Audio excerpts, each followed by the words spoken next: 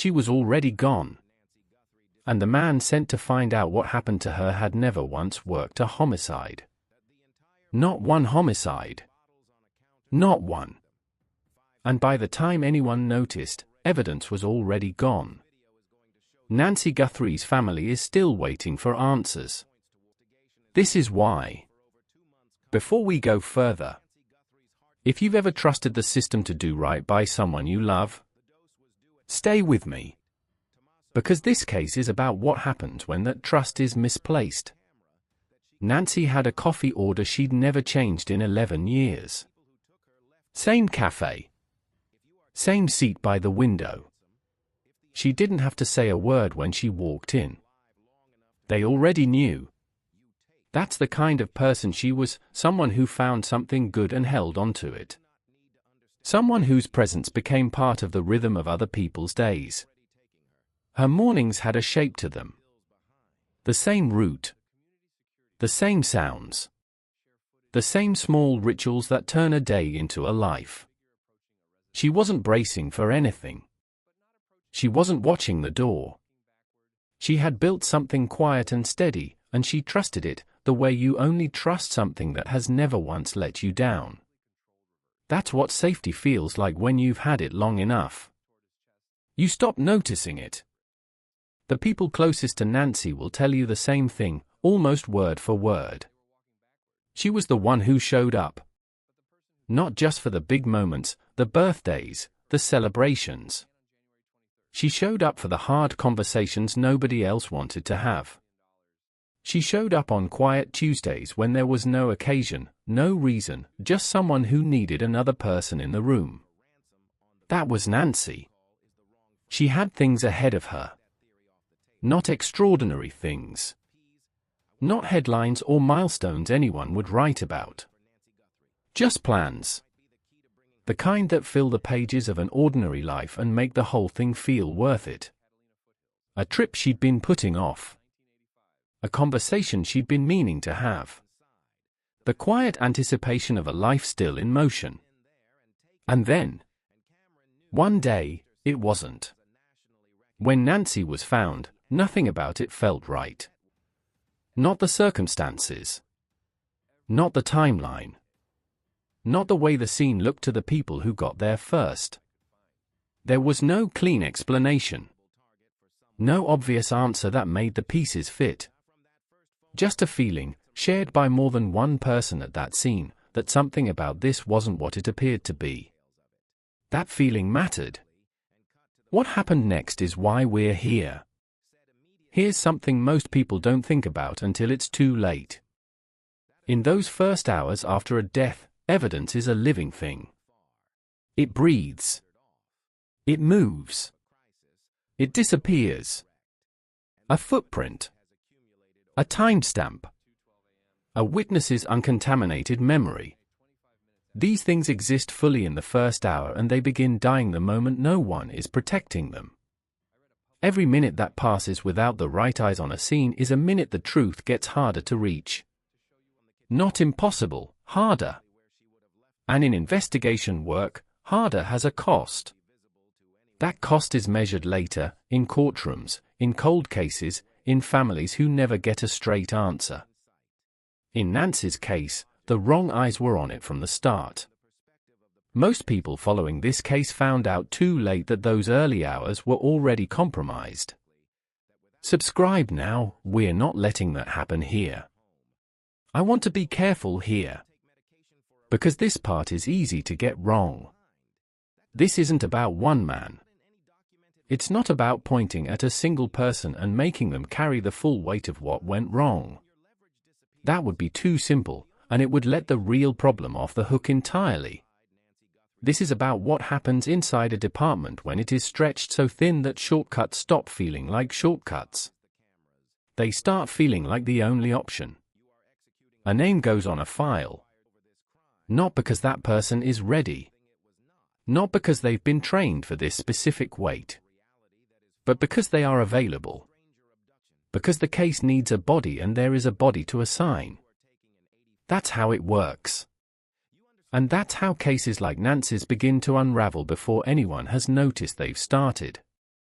The detective assigned to Nancy's case came from property crimes, burglaries, theft, break-ins, real work, difficult work, work that requires skill and patience and attention to detail.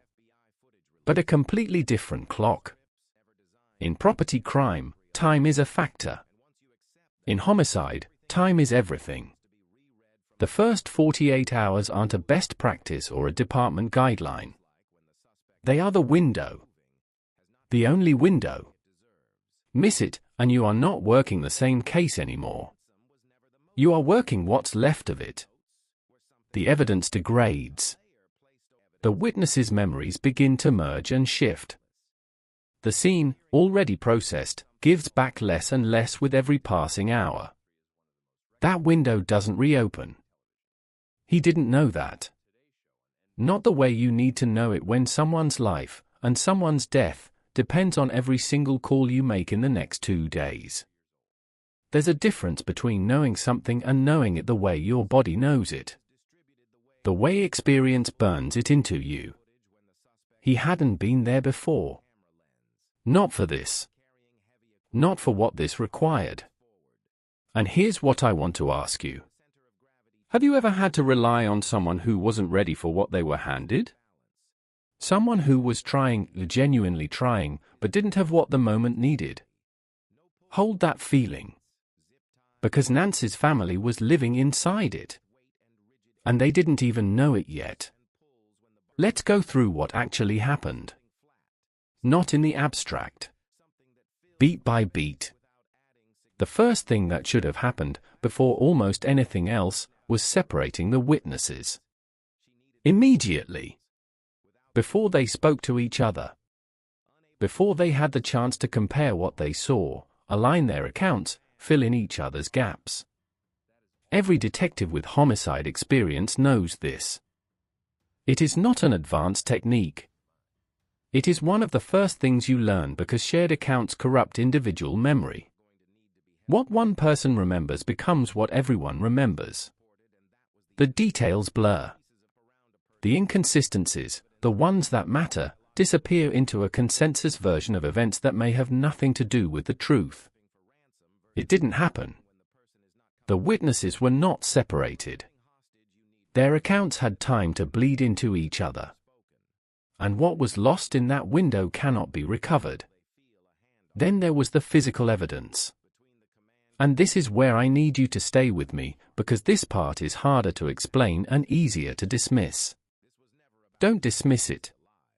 The physical evidence in Nancy's case was handled in ways that compromised it. We are not talking about one misstep inside a complicated, fast-moving chain of decisions. We are talking about basic preservation protocol. The kind of protocol that exists for one reason, so that what is found at a scene can actually be used. So that a case can be built. So that when a family sits in a courtroom, what was collected from that scene still means something. It was compromised.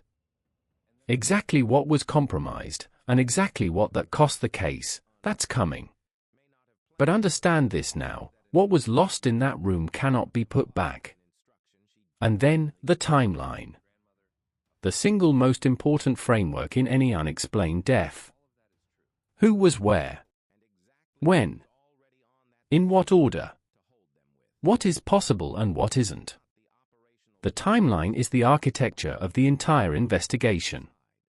Everything else is built on top of it. It was built with gaps. Not gaps that were obvious at the time. Gaps that would only become visible much, much later, when someone finally looked closely enough to find them. By then, the window to fill those gaps had closed. The structure had been built. And the cracks were inside the foundation. I want you to imagine something. You're sitting in a room. Someone has just told you she's gone. Everything in you is trying to hold together long enough to get through the next hour. And the one thing, the only thread keeping you from falling apart completely, is the belief that the people assigned to this know what they're doing. That somewhere, in that building, in that investigation, someone is doing right by her. Nancy's family held onto that thread. They didn't know it had already frayed. At what point would you have demanded answers? Tell me in the comments. Here is what separates this case from a tragedy. Because a tragedy is something that happens. Something that couldn't be stopped. Something that arrives without warning and leaves damage in its wake. This is something worse than a tragedy. The mistakes made in Nancy's investigation were not invisible. They were not buried under complexity or hidden inside decisions that reasonable people couldn't have questioned. They were known. People inside the department were aware that the detective assigned to Nancy's case had no homicide experience. That awareness existed. It sat inside the building while the investigation was running. There were people with the standing to escalate. People who could have made a call, flagged a concern, asked the question that needed to be asked. Who is leading this? Are they ready for this? Does Nancy's family know what we know? Those questions had answers. The answers were available. They didn't ask them. And Nancy's family has been carrying the weight of that silence ever since. Nancy's family didn't know what was being lost in real time. You now do. Subscribe, so when we uncover what comes next, you're already here. And if you're not there yet, drop a comment. Tell me what's holding you back. I read them. We've shown you how this investigation began. We've shown you the assignment that shouldn't have been made, the window that closed too early, the evidence that can't be recovered, and the silence inside a department that knew more than it said. What we haven't shown you is what it took to unravel all of it. Who else knew? How deep the silence went. And what Nancy's family was told when they finally started asking questions directly. That's what's coming next.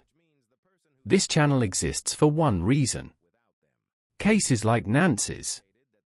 Cases that got a headline and a closing file and a quiet, institutional moving on, as if the story ended because the paperwork did. It didn't end. It just stopped being convenient. We dig into the decisions. The people who made them. The silence that protected them. Because that's where the truth actually lives, not in the official record, not in the press release. In the silence around it. That's what we do here. If you believe Nancy's case deserves real answers. Not a headline. Not a case number. Not a file in a drawer somewhere. Subscribe. This is where that work happens. And the full story, every layer of it, unfolds here first, for the people who are already in. The question this case leaves open isn't only what happened to Nancy. It's why. Why the people who could have changed the outcome of this investigation, who had the standing, the awareness, and the opportunity, chose not to act. That question doesn't have a clean answer yet. But it has an answer. And we're going to find it. Justice for Nancy isn't a verdict on a screen or a number read aloud in a courtroom. It's someone, somewhere, finally being held accountable for the decisions made in those first 48 hours. For what was known. For what was ignored. For the silence that was chosen over the truth. That's what we're working toward. Not closure, accountability. There's a difference. And it matters. Next time, we go decision by decision through exactly what the detective did and didn't do. And we hear from someone who was there. Don't let this be the last you hear of her. Her name was Nancy Guthrie. And we're not done yet.